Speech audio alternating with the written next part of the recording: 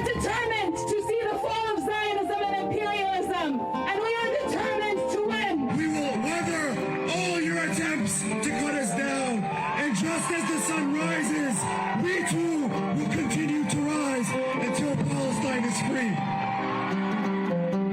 Salam, everybody. Welcome to this episode of Popular Cradle. It's Rhiannon here, joined again by Yara. Hi, Yara. Hi, Rhi. 2 episodes in a row, co-hosted by Rhiannon and Yara. I'm feeling good about it. We're becoming quite the dream team over here. Agree 100%. And the Popular Cradle Dream Team is back this week with an episode where we're going to get into an institution that is really like a hot button issue right now. Media commentators, politicians, whether from the left or the right of the political spectrum, all talking about it. That is AIPAC, the Israel lobby. We're going to get into what AIPAC really is, how it functions, the dark history of how AIPAC was founded, what the Israel lobby's policy priorities are, and really importantly, how we on the left have the better, more accurate assessment of what's wrong with AIPAC and U.S. democracy than the right's debate right now about Israel first versus America first. So joining us for this discussion to talk about all of these things, to talk about AIPAC and the Israel lobby, are 2 organizers from the AIPAC Out of U.S. Politics campaign, Mohammed and Zayed. Thank you both for joining us. Hey, Rhi. Hey, everybody. Hi, everyone. Thanks for having us. So maybe we can just jump in. Mohammed, let's start with you. Can you tell us, what is AIPAC? Sure, of course. AIPAC stands for the American-Israeli Public Affairs Committee. And contrary to popular belief, it's not the whole Israel lobby. Albeit it's the most visible, it's the most accessible, it's what most people know or think of when we talk about the Israel lobby. But the Israel lobby is much bigger than AIPAC. It includes other NGOs, other lobbyist groups. It's not even the only lobbyist group within the Israel lobby. There's others. There's ones that are further to the right, further to the left. It's just the most visible, most accessible, but it's not the only piece of the Israel lobby. We can think of AIPAC as sort of like a political enforcer and how it works. I'm talking mafia style. Yeah. Think about Luca Brasi from The Godfather coming to threaten to break your legs if you don't do what the Don wants. That's literally what AIPAC is. They have a very intricate operation that's been several decades in the making. And the influence that they have on U.S. politics is certainly outsized.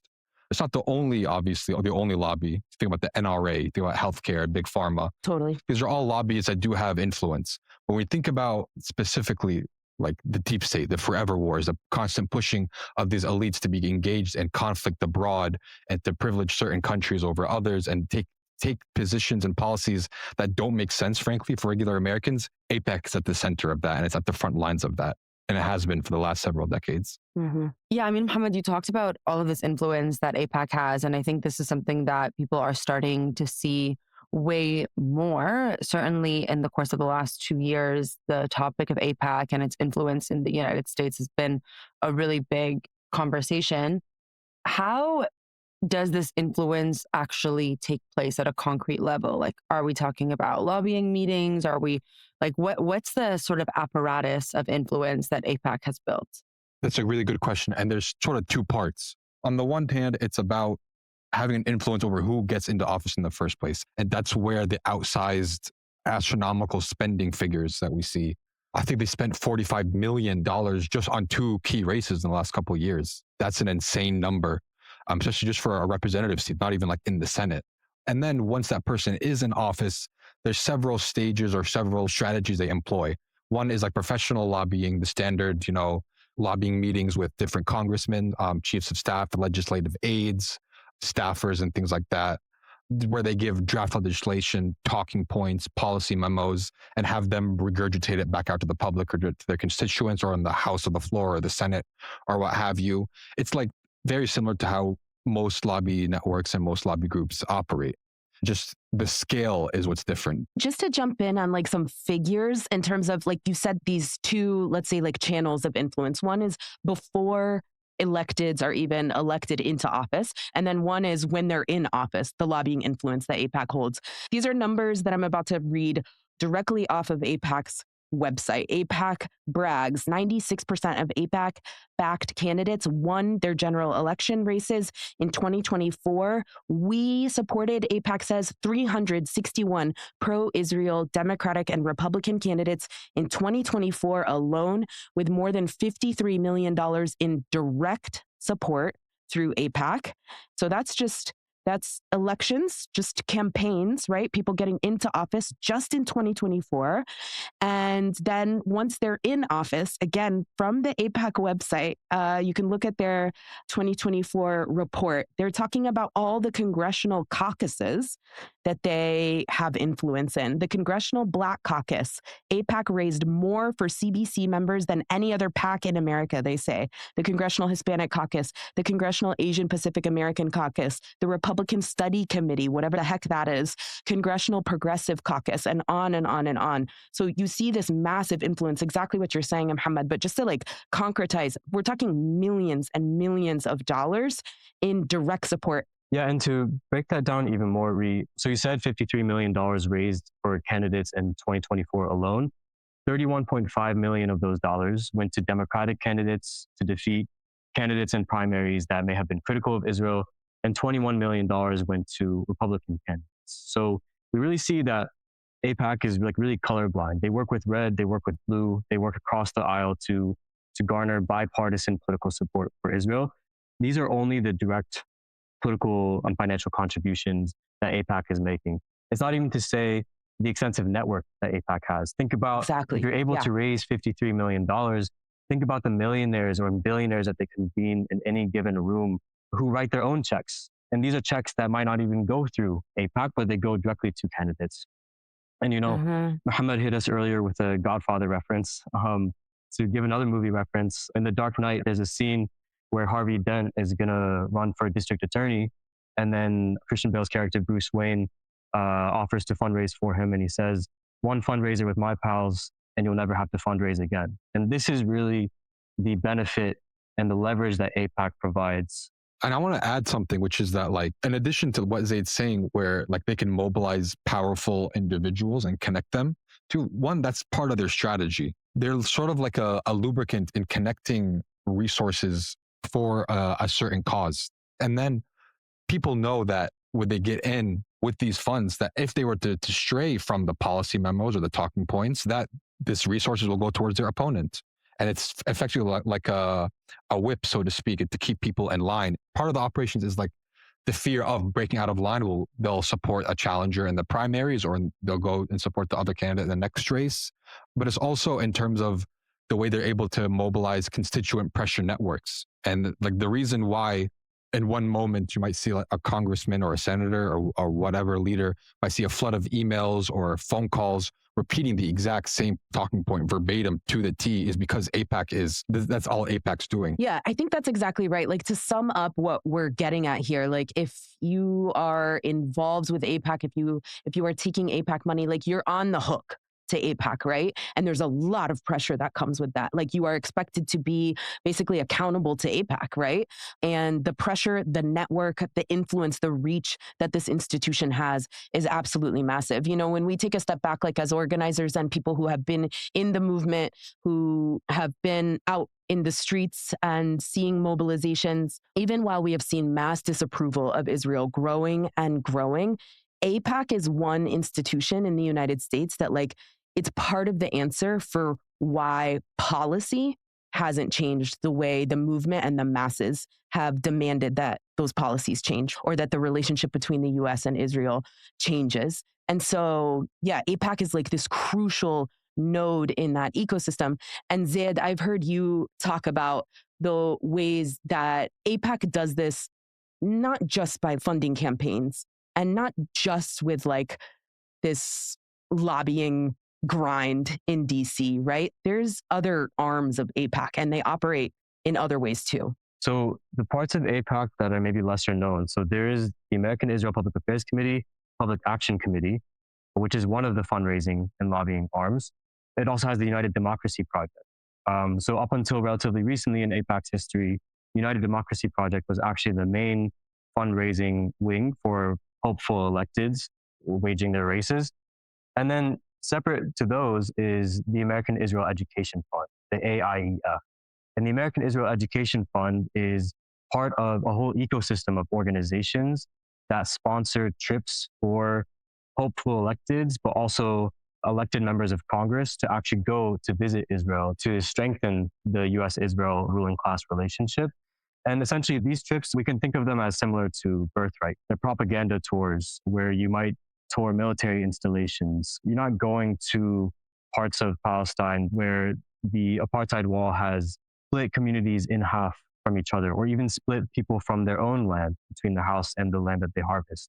So the American Israel Education Fund is one of the ways that AIPAC operates in order to strengthen the support for Israel in Congress once people are actually elected. So basically like a brainwashing propaganda machine disguised as education. Exactly. Yeah. Specifically like designed to support the actual PAC's work of influencing political races and figures. Yeah, exactly. And then how that looks on the domestic front in the United States is people like Thomas Massey, who's a Republican member of Congress from Kentucky, have been pretty vocal about the way AIPAC works is once you're in Congress, you sort of get like an AIPAC person. You get like an AIPAC rep, where this rep that they have is supposed to be a so-called expert. This is part of the propaganda and the brainwashing is they represent themselves as experts in Middle East affairs or in geopolitics. And therefore, whenever there's any question that might come up, maybe a member of Congress has gotten 10,000 emails demanding that they stop arming Israel. They go to their AIPAC person who is supposedly an expert. And the answer that they get is, this is actually why we need to maintain the $3.8 billion in any given year to the Israeli military, not to mention the over $20 billion since October 2023 alone that has gone from the American taxpayer to the Israeli military industrial complex. Or why we need to support war on Iran or Iraq or Syria or Libya or the endless. Exactly. It's not like it's all of it. Right. It's not just like the Israel lobby. This is a pro-war lobby. This is a pro like U.S. imperialism around the world lobby, right? This is a pro-weapons manufacturing lobby. This is what AIPAC represents actually in our democracy. Yara, you just said it perfectly, right? Like part of what AIPAC is, you could define it as like a massive brainwashing propaganda machine, right? And I think that's really important to think about in terms of AIPAC's role. We've talked on the podcast the past couple of episodes, I think actually, about how Israel at this time, supposed ceasefire, these kinds of things, what Israel is going to try to be doing is recovering its image on the world stage, recovering its image to the American people, very importantly, right? And AIPAC in the United States is going to be playing a major, major role in this. Because it's backfiring big time, right? Exactly. That's what I was getting at. It's backfiring because so many people are talking about this. Tucker Carlson is fighting Ted Cruz about this. Marjorie Taylor Greene is talking about this. Democrats are talking about this. Hakeem Jeffries and Cory Booker are having to answer for why they're taking AIPAC money. But this is controversial right now because there's a real sense that AIPAC has captured elected officials and also that AIPAC works to whitewash what Israel does and whitewash the U.S.-Israel relationship. So in terms of AIPAC's goals or policy priorities, what does AIPAC want to push? What are they trying to achieve? Yeah, that's a great question. So AIPAC has a few policy priorities that it's very vocal about publicly and like on its website. One of the primary ones is to maintain and even increase U.S. military aid, U.S. military financial aid, and other security assistance to Israel. The last time an aid package was negotiated was under the Obama administration, when at the time he signed a record-breaking $38 billion 10-year memorandum between the United States government and the Israeli government. They actually want even more than that. At the time of recording, this is December 2025, part of the reason why Netanyahu is currently at Mar-a-Lago visiting Trump is to begin the process for renegotiating the next memorandum between the two countries. The second policy priority is to escalate conflict against Iran and to bring the U.S. into that. As we saw over the summer with U.S. B-52 bombers bombing Iranian nuclear facilities at the behest of the Zionist ruling class. The third thing is to infringe directly on the free speech of Americans that people across political aisles hold to be so sacred. So They actually want First Amendment rights to be restricted by criminalizing and engaging in other ways of prohibiting boycotts of Israel, even though they're protected by the First Amendment, according even to the U.S. Supreme Court. And also like defining more and more behaviors, more and more speech as anti-Semitic so that it can be criminalized or restricted as well. Yeah, exactly. And the fourth thing is to then infringe on the democratic rights of Arabs across the world by getting the U.S. to impose a normalization between Arab states and Israel, which is massively unpopular, but forced through sweetheart deals like the United States is currently trying to negotiate with Saudi and other regimes. And the fifth thing is to quote unquote combat terrorism. And the way that this works to them is by expanding surveillance of institutions across the United States, mostly mosques, but not exclusively, to spy on thousands of people in the US. Yeah, it's really staggering to take a step back and list out what it is exactly that AIPAC is pushing for. But when you lay it out like this, Zid, you realize again that all of this aligns with the interests of US empire. Like, yes, this is the Israel lobby, but to be the Israel lobby means explicitly to be a pro-war lobby, a pro-surveillance lobby. And AIPAC whitewashes those policy priorities, and that's what needs to be exposed, right? And of course, there are key chapters in AIPAC's history that expose exactly what AIPAC was built for, to launder Israel to the world through the US government. So, Muhammad, maybe could you tell us a little bit about like this history of AIPAC? I mean, it's as sordid and shadowy as you might think. So it officially came into being in the late 50s, early 60s. That's when it officially comes to being. But the forerunners of what AIPAC was operational for decades before that, as early as the 1940s. There's one figure in particular that's important for us to think about, whose name is Isaiah Keenan. Isaiah Keenan literally was an employee, got paychecks from the Israeli Ministry of Foreign Affairs. Right. Like, he is outwardly an Israeli agent. Foreign agent. Like, this is the definition. Right. Yeah, literally. He's getting his paycheck. He's paid by the foreign government, Israel. Right? Like, there's a lot of memes about it now, but he literally was. He was worried that like this U.S. State Department was going to start looking into Isaiah Keenan as a foreign agent and to push him to become to register as a foreign agent. This was before we had the U.S. fully adopt Israel as like a client in the region. Sure. Eisenhower more or less was like wary, his famous speech about the military-industrial complex, but also about the influence of foreign governments. So the State Department was starting to it's legal here. It's not illegal. You just have to register under FARA, the Foreign Agent Registration Act. So to get around this, Isaiah Keenan, he was a part of the American Zionist Committee. They reformulated into the American Zionist Committee for Public Affairs. Right. Basically, like kind of fold their organization and rebirth something new. Yes, exactly. And part of it was in response to this traumatizing moment for Palestinians around the world, was what's known as the Qibya massacre in 1953, where Israeli troops under Ariel Sharon killed at least 69 Palestinian villagers, 2/3 of them women and children. And this was the entire world. The United Nations condemned it. The US condemned it and called it horrifying and horrific.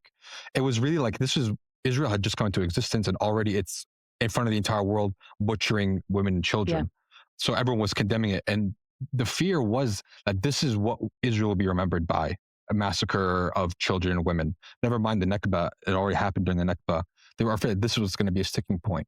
So in reforming AZC, the American Zionist Committee, into the American Zionist Committee for Public Affairs, and then later into AIPAC, it was one, to counteract this bad press that Israel brought upon itself, but also to get around the FARA. In fact, one of their biggest fears was that it would be catastrophic to them to be seen as foreign agents.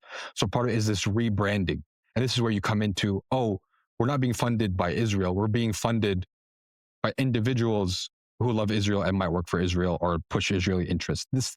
There's a lot of moving around these technicalities. And these excuses for why AIPAC is not a foreign agent lingers today. It's falling on deaf ears. It doesn't work anymore, which sort of speaks to the desperation that they're still trying to work on these decades-old failing excuses. Yeah, I mean, like thinking about that AIPAC ad that came out, I don't know, a couple of months ago, where like it looks like a TV, like Americans on their TV or something like that, and they were trying to be like, AIPAC are like, we're Americans. We're just, concerned American citizens like you, right? And that was obviously like so jarring, but also kind of funny to see at the time because it was like at the peak of some of the Farah discourse coming from specifically like the more right wing segments of whatever podcasters, people like Tucker Carlson and so on. But like, why is it that AIPAC doesn't want to register under Farah? Can we break down for people what is the disadvantage for AIPAC if it were to have to register under Farah? It's funny they say that, Yoda, because literally, this is going to sound like a plant or something, but literally earlier today, I got an ad on Instagram from AIPAC, and I'll just read the headline. It says, "We are AIPAC, individual Americans supporting candidates for Congress."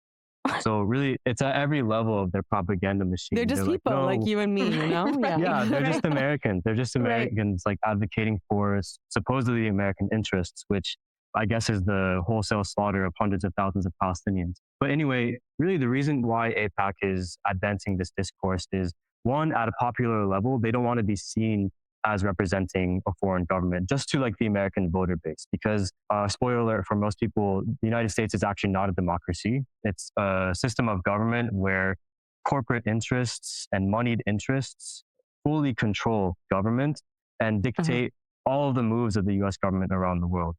But even at a domestic level, just to prevent any unrest, these elected representatives still need to get votes. So they want to avoid any criticism from the electorate about this Israeli interest, this Zionist interest that's like infiltrating the US as opposed to something that's actually organic. But then even more specifically, the requirements under FARA registration are more stringent than traditional, just so-called domestic lobbying efforts. And what's required under FARA is you need to disclose your meetings with foreign governments, from the level of prime minister or president to cabinet members. And then you also need to disclose more about your finances. So right now, like AIPAC knows that it's fighting for its life. It's sort of trying to reformulate and promise everybody that, they are Americans too, which is why they want to, avoid registering under FARA, because then everything would come unraveled. When people see just how many meetings they take with the Israeli government, the high level of coordination between segments of the Israeli government and AIPAC itself. But to be clear, FARA registration wouldn't fix the problem of the Israel lobby in the US, because FARA registration, the way that we see it be weaponized, not just by the Trump administration, but by other administrations, Republican, Democrat alike, is to go after any efforts that threaten the US ruling class, the US led, but ultimately global ruling class. But I do think it's very clear when the American government wants to designate specific kinds of processes as like foreign agents versus when they reject this kind of presentation. And I think like it really is a question of converging interests, right? It's in their interest to relegate Russia or China as like foreign agents. And so any kind of advocacy work that's done within these arenas needs to be declared and spoken about as such. Whereas with Israel, it's not in their interest, or even with Ukraine, it's not in the interest of the American ruling class because it doesn't correspond with the way in which America is carving out the world. Yeah, exactly. And, Israel's not treated like other countries, whether it's at the level of FARA registration, whether it's at the level of upholding international law, the United Nations. Israel does not experience sanctions for slaughtering Palestinians en masse in the tens of thousands, whereas Russia does over so-called election interference in the United States. Ultimately, we know that FARA registration is not enough. We don't have a US versus Israel problem in the United States. We have a global ruling class versus working class problem. And that is something that Palestine and Gaza over the past 2 years has especially revealed to us, is the state of non-democracy in the United States, and the fact that the biggest issue is the exploitation by the US ruling class of not just the working class here at home in the United States, but also abroad in Palestine.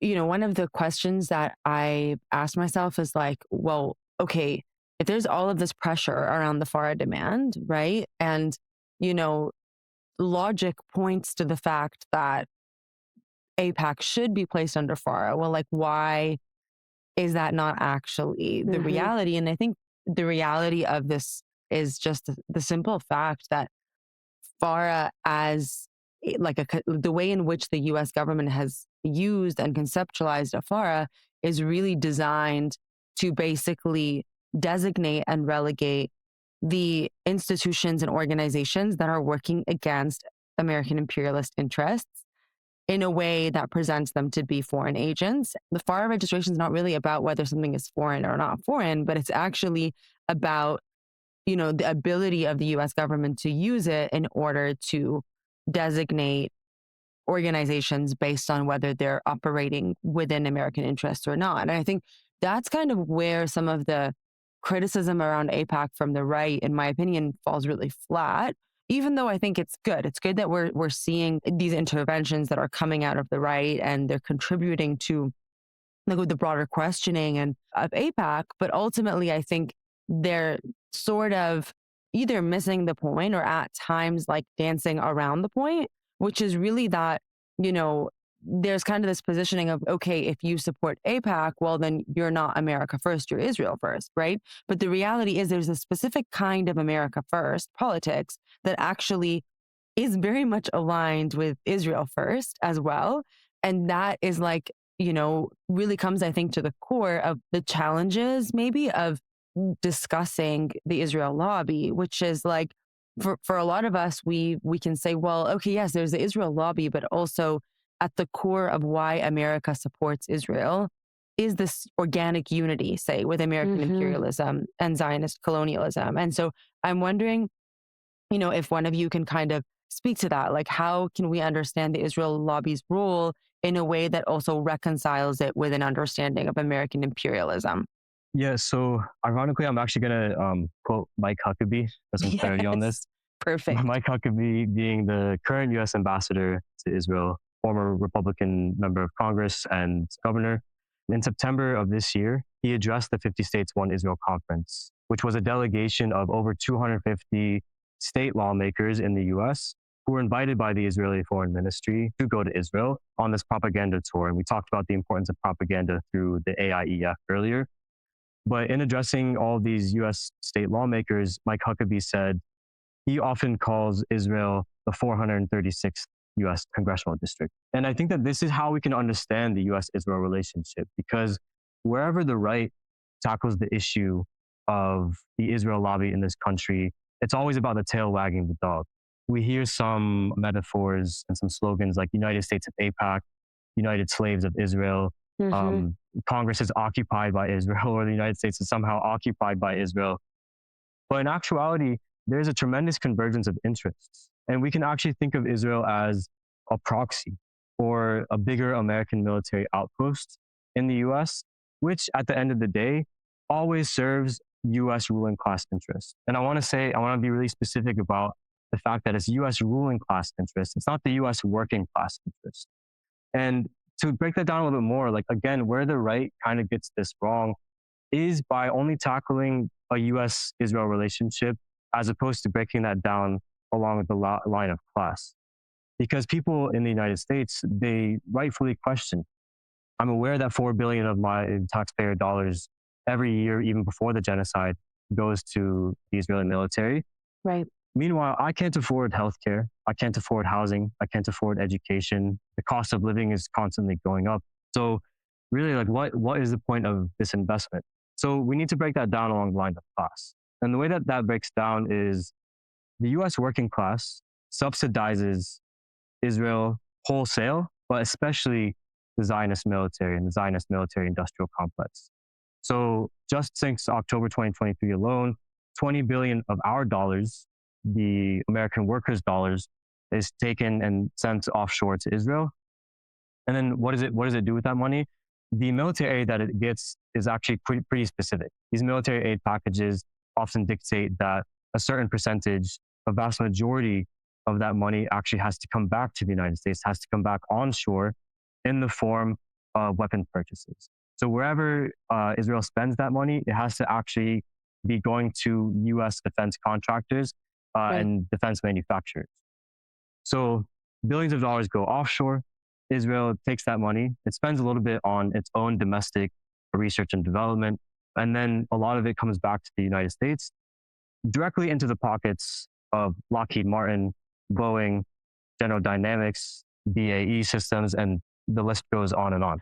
Right, like those defense appropriations statutes, right, that AIPAC lobbies for in Congress, right? You can look at them line by line. It's saying in the millions of dollars, right? Millions of dollars for this kind of bomb, millions of dollars for this kind of jet, millions of dollars for this kind of military vehicle, right? This is what actually this quote unquote aid to Israel looks like. Exactly. And then what does the US ruling class, the US led, I should say, but ultimately global ruling class, get in addition to those billions of dollars? It also gets incredible developments in military technology. So, people talk about Palestine being a laboratory. People talk about Palestine being a site for weapons testing and surveillance technology testing, not just in Gaza, but also in the West Bank and in occupied 48 territory. I was reading a news story about how there's a company called Skydio, which manufactures surveillance drones. And those surveillance drones were first manufactured by Israel, first deployed in Gaza during the genocide.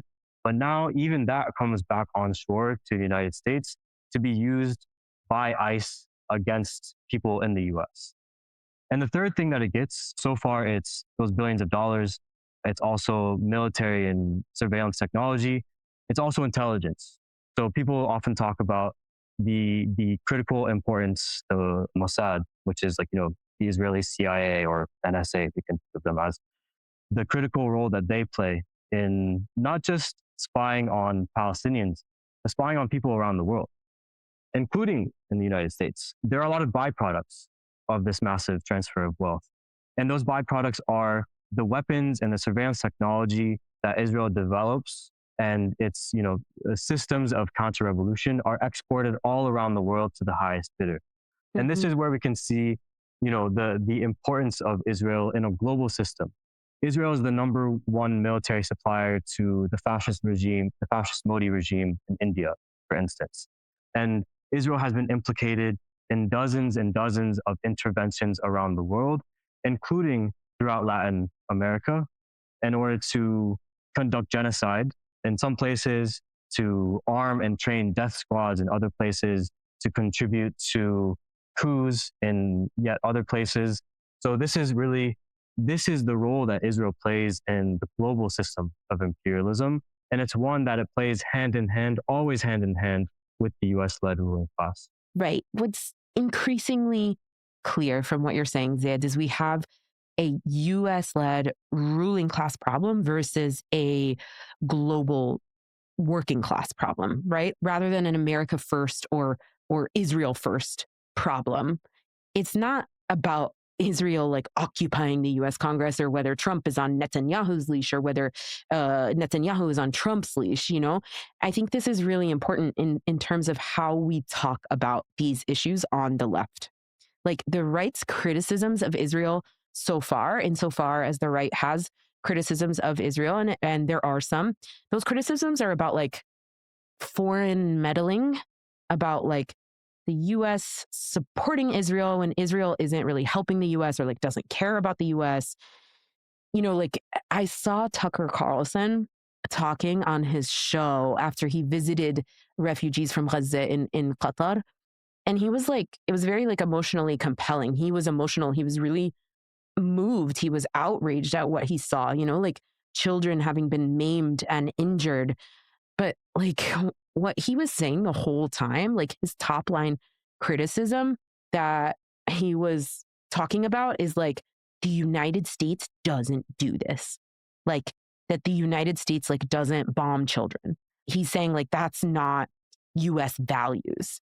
When in fact, of course, that is what the US does. The US does this all the time, all over the world. And so I think about something that Tahir said in our last episode, the one about America's Forever Wars, about how the right's criticisms of US war making really miss the mark and ultimately absolve those who are actually responsible for all of this mass destruction, for all of this mass death, And that's what Tucker's doing. That's what the right is doing here too, with the Israel first criticism. around AIPAC, it's like completely misidentifying the problem, the thing that's causing all of this suffering. And we on the left have to be really, really strong in affirming of our vision of this, in our identification of the problem. What we have, what we know that we have, is a system. It's an ecosystem of organizations, institutions like AIPAC, government institutions, and individuals, which is to say a class that acts in its own interest, that profits off of genocide, that is enriched by exploitation and extraction. And this is what must be confronted. Like, not some sort of like America's values thing, right? Israel doesn't drag the US down into conflicts. Israel is a client state, and its genocide are an organic byproduct of US ruling class interests and of US imperialism. Yeah, so when we see people talking about that Israel drags the US into conflicts that it otherwise wouldn't wage, people can point to like actually the material things to justify that. And on the face of it, like that logic can make sense to the average person, especially one who is inclined towards being America first. So like, for instance, according to Netanyahu, Iran has been weeks away from developing a nuclear weapon for the past 20 years. Since the 90s. Since the 90s, since the past 30 years. And what we should understand these forms of propaganda to be is exactly what you're talking about, which is an attempt by the US Zionist ruling class to justify to the ruling class why it needs to steal this much money from them. There's an ever-looming threat. There's always a specter. There's always a dog whistle of, on any day now, will nuke Manhattan.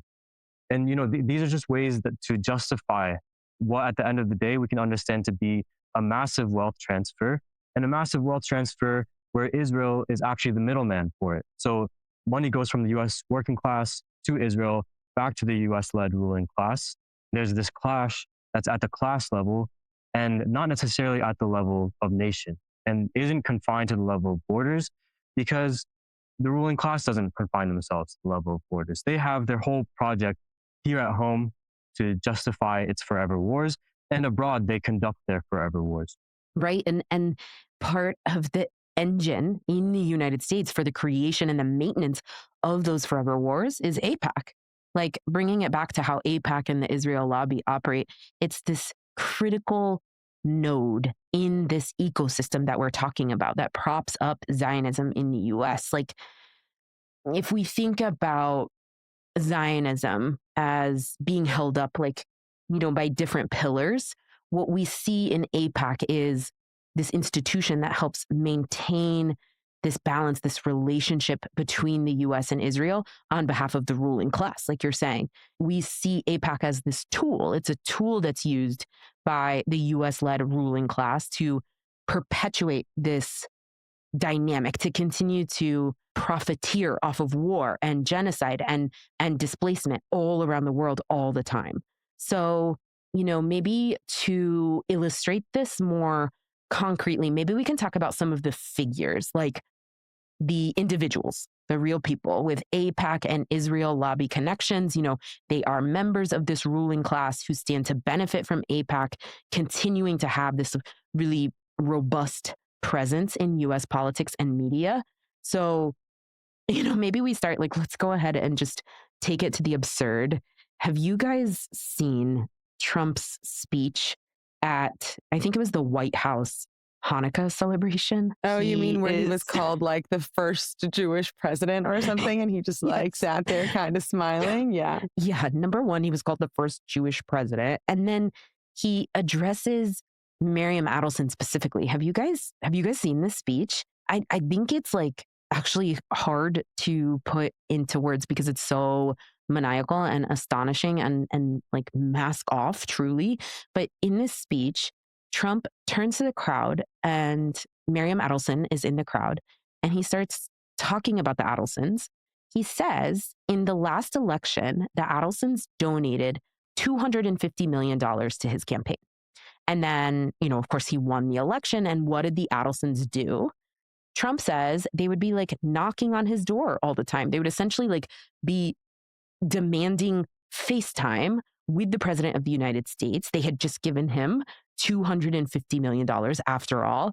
And Trump says, the top thing the Adelsons wanted to talk about was, of course, Israel and like how they wanted Donald Trump to like treat Israel.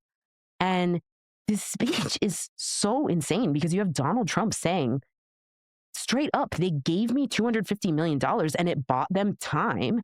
And they used that time for advocating for Israel. Like it bought them time with me, the president of the United States. It's like it's so wild. So, Mohammed, we have Miriam Adelson there with Trump's direct line, apparently. Can you tell us about the Adelsons and their relationship to AIPAC? So the Adelsons well, now it's Miriam Adelson. Their rise to fame, at least in the political scene, was Sheldon Adelson, her deceased husband. They became billionaires from they're like casino moguls, essentially. But the Adelsons, what their deal is, if you can believe it or not, they don't like AIPAC because they think AIPAC is too mild and too moderate. If you read between the lines, they align, but AIPAC, because it's trying to hold both sides of the aisle, and AIPAC still, at least publicly, doesn't disavow the two-state solution. It doesn't endorse it, It'll undermine it by saying things that Israel needs to secure its interests and security in the West Bank, which, translates to maintaining the occupation in the West Bank and Gaza. The Adelsons don't like that. What they want is just the full-on, the Smotrich, Ben Gvir, Netanyahu, Likudnik talking points that they say in private. They want that said publicly. Right. And essentially, the breaking point when they split from AIPAC was because AIPAC was pushing for continued funding to the Palestinian Authority for a variety of strategic reasons. There's anything that even suggests Palestinians have a modicum of a right to just breathe air in Palestine is too radical for them. That's how far right these people are. They were one of actually, I mentioned the Foundation for Defense of Democracies. One of the founders, as far as a huge sum of cash and has continued to have influence, were the Adelsons over this far right think tank, which was founded, by the way, to capitalize on the Islamophobic, xenophobic backlash after 9/11 and what happened then in the war on terror. FDD was founded to push that current and to keep that current of animosity and barbarism going globally. The Israeli right-wing newspaper, Israel Hayom, was founded and funded by Sheldon Adelson. And it's perceived even within Israeli society as being not a Likud-aligned newspaper, but a Netanyahu-aligned newspaper. And they recently, speaking again to organic unity between the U.S. ruling class and the Israeli ruling class, they did an interview with Maria Machado, who is egging on the mass destruction of her country in Venezuela. So you kind of see this, why is Maria Machado speaking to Israel Hayom? What does that have anything to do with the impending war in Venezuela? The ruling classes are the same. They're just a pond between them. Yeah, I mean, this whole thing around ruling class interests, sometimes it feels like it's almost like you're watching a movie. And I felt that way specifically around the Larry Ellison TikTok debacle. And now Larry Ellison is in the news again with this whole Paramount takeover situation. And he's also a figure that is pretty central within the Israel lobby, potentially also in relationship to AIPAC. I don't know if there's any, if either of you have comments on his relationship to the Israel lobby. And also, I guess, by extension, the way in which AIPAC is not only about influencing political races, but also about shaping the very media institutions or working with American corporations to shape the very media kind of narratives that exist and that are being consumed every day by people across the U.S. Yeah, and there's no clearer sign that the ruling class is panicking as a result of these mass uprisings against the U.S. Zionist genocide in Gaza than in Larry Ellison and Oracle's takeover of TikTok. So, Larry Ellison is one of the co-founders of Oracle, which is a software company, one of the biggest software companies in the world. He's their chief technology officer. Oracle recently acquired TikTok after it was ordered to be sold by the United States government. And in addition to that, Larry Ellison's son, David Ellison, is part of this deal where he acquired Paramount, which is the parent company to CBS News, and then promptly installed as the editor-in-chief Barry Weiss. who describes herself as a Zionist fanatic. And, there's so much that can be said. Like, this deserves its own episode, really. But It really um, does. Bonus episode, Barry Weiss, CBS, Ellison's. It should be a series, honestly. yeah, exactly. Because, it's ongoing. It's not just something that happened. The Ellisons are trying to launch this hostile takeover of Warner Brothers as well, which, what does Warner Brothers own? HBO. So, Larry Ellison, again, an Oracle executive, he broke a record several years ago, in I think 2017, with the largest single donation to Friends of the IDF. So, very ideologically committed with his millions in donations to the project of Zionism as a ruling class project. His son has taken over CBS News and installed Barry Weiss, who, we've already seen several controversies that have come up around Barry Weiss's tenure at CBS News. But just for some background about like how all these figures connect to each other, Barry Weiss first started in her campus activism at Columbia University by starting a journal called The Current. And who was one of the funders, the bankrollers of The Current? Sheldon Adelson. It's so wild how these cartoon villains are like behind all of this. Yeah, just talking about it seems like, it is a conspiracy, but it's not a conspiracy theory. Like, we can see through the way that they move their money around, through the moves that they make on an ideological and other levels, just how connected these people are.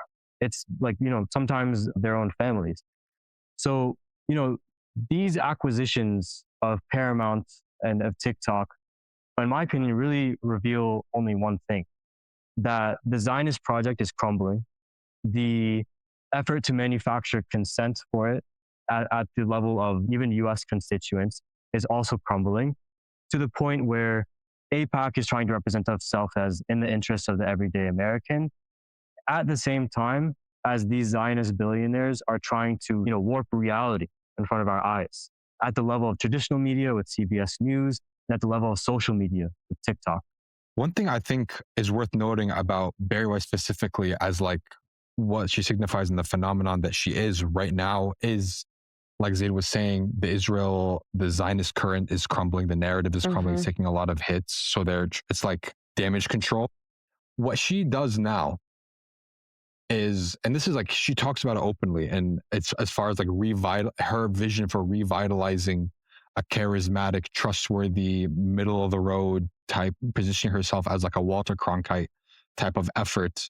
But it really came clear what her role was, and it's not that at all. It's to gain back the voice to the ruling class, and nothing exemplifies that to the T more than what happened recently with the 60 Minutes special that journalists worked long and hard on. It was checked once, twice. It went through. Behind the scenes at these stations, a lot of fact-checking and legal experts go into making sure like this is a solid piece. This was a piece about CICOT, the prison in El Salvador. Exactly. It was talking about like the deportations and sort of like, I don't want to call it an expose per se, but a diving into an investigation of this. Like we're sending hundreds, if not thousands, of these human beings into CICOT and El Salvador. At that 11th hour, everything had been checked. It was greenlit to move forward. Barry Weiss steps in and cuts it, saying we didn't get input from Stephen Miller. Now, mind you, the journalists had reached out to the White House for comment. That's how it goes. If you don't get a comment, that is a comment. Sure. But that's not enough. They need it. It was cut entirely, to the dismay of everyone who worked on it, because they needed to run it by the White House to make sure they have the green light from the White House for this. And that doesn't show you, that literally shows you what her purpose is right now. It's literally the empire striking back at the democratization of information. Yeah, I think what we're learning here and what we're discussing here is this massive ecosystem. AIPAC is one part of the Israel lobby, which has this role, this direct role in U.S. democracy, in elections, in the roles that our elected officials are playing in Washington, D.C., and frankly, in local and state governments across the country. It has a massive role in this propaganda machine, desperately trying to recover Israel's image in the United States. And so if we know that AIPAC is a tool, one tool of U.S. imperialism, that AIPAC is a tool used by the U.S. ruling class to continue to extract wealth from the global working classes, well, why AIPAC then? Like, why organize against AIPAC? And can you tell us about the work that the AIPAC Out of U.S. Politics campaign is taking up? So for the why AIPAC, it's sort of they made themselves inadvertently an easy target and being the most public and bragging so arrogantly about the extent to which they essentially decide the outcome of US elections. It's almost like we have to go after them. It's not only like an insult to everyone that's been harmed and devastated by Israeli policies in the region and their genocide and occupation and all of that, but it's also like a slap in the face to every single American that works hard. And it's an attack against all Americans, regardless of political orientation or where you fall on the political spectrum. So it's about taking this like rising awareness about the role of the Israel lobby and the role that AIPAC and Israel have played in the genocide and the abhorrence that majority of Americans have towards it. And really deepening the understanding so it doesn't stay on the surface and we can get past the outlandish conspiracy theory claims about it. Throughout this whole discussion, we've been pushing back on Israel, the idea that Israel controls America, right? We've demonstrated how that's not true. It's much deeper than that. In addition to the cracks that have happened because of the Palestine movement over the past 2 years and making these connections, we can even deepen those cracks even further by really building on what we've been trying to do. We've been talking a lot about systems and structures and networks, but these also have people and faces to them.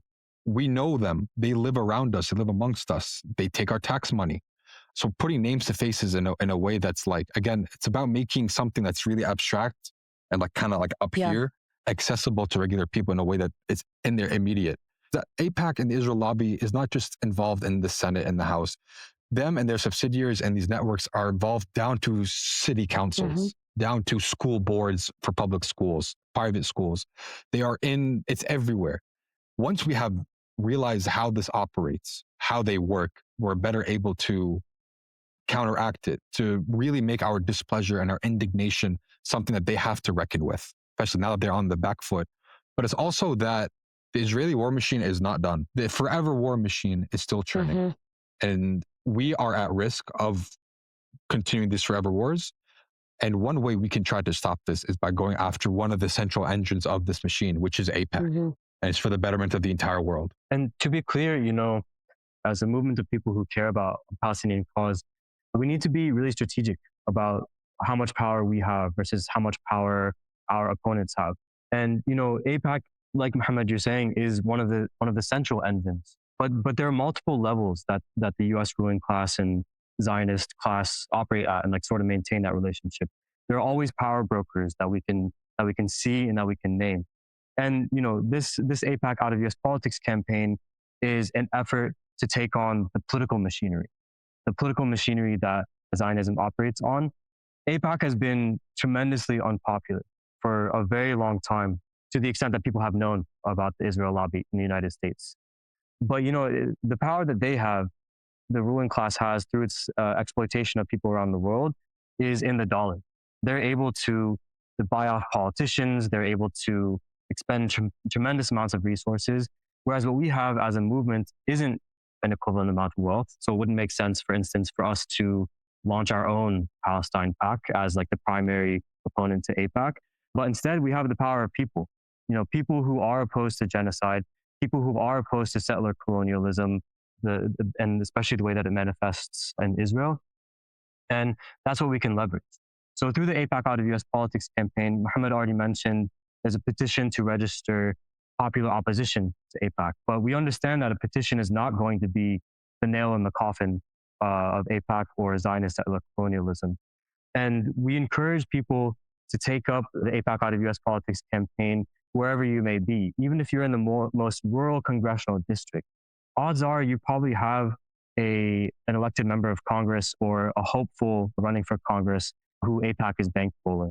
And to that extent, we encourage, 1,000 flowers to bloom for people to take up this campaign very seriously, not just sign a petition, but make sure that every politician, wherever they are, hears your opposition to genocide and is always questioned about who is bankrolling them, who is lobbying them, who is bankrolling their campaigns, and who ultimately they're accountable to, because we know it's not accountable to people.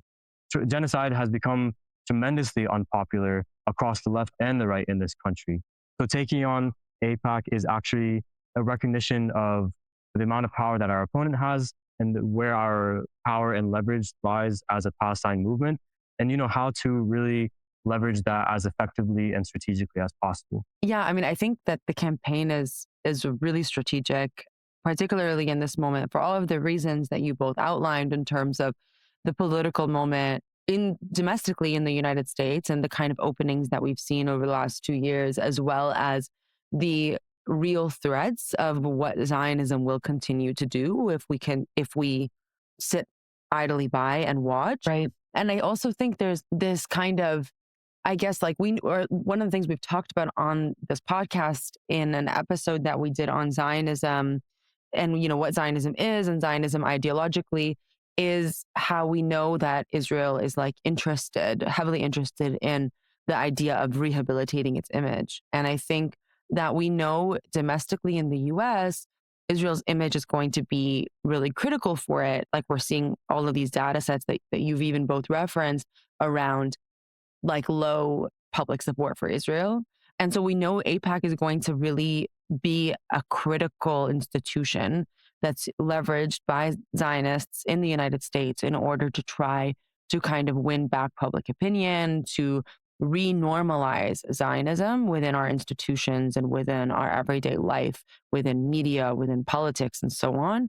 And I think it's really, this campaign feels really critical because it's also, in a lot of ways, at least to me, how I see it, as a rejection of that. Is basically to say, like, we're not allowing for Zionism to be normalized, and that this genocide is going to be like something that really ultimately Israel can never and should never be able to recover from. Mm-hmm. Mm-hmm. Yeah, and I think it's also like going further and like going on the, not only we're not allow you to rehabilitate yourself, but also like you've overplayed your hand. You've exposed the ruling class and how it operates for what it is. Like we're going to take this a step further, actually put you on the back foot and keep you on the back foot. And there's a real risk that unless we intervene, there is a world in which, probably spearheaded by a right-wing opposition to the Israel lobby, that the Israel lobby itself is able to register under FARA, and then that's the end of it. But actually, this campaign, we will not rest until we put the nail in the coffin of AIPAC and the broader Zionist lobby, and until Palestine is free.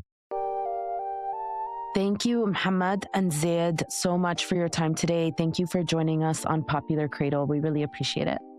All right. And for everybody listening, if you would like more information about the AIPAC Out of U.S. Politics campaign, and very, very importantly, if you would like to sign the petition, go to the AIPAC Out website. That is AIPAC Out of U.S. Politics.com.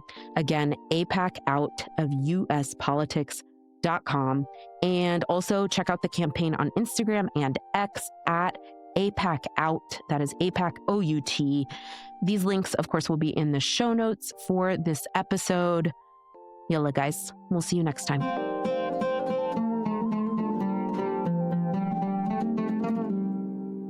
Popular Cradle is made in partnership with the Palestinian Youth Movement. Thank you to the many people who contributed to the making of this episode. Our editor is Soraya Shockley. Our artwork is by Shenbi G and Vivek Venkatraman. Our theme music is composed by Salma Talib and performed by Clarissa Bitar and Hisham Jarmakani. Follow, like, and subscribe to us on social media at Popular Cradle. That's YouTube, Twitter, and Instagram at Popular Cradle.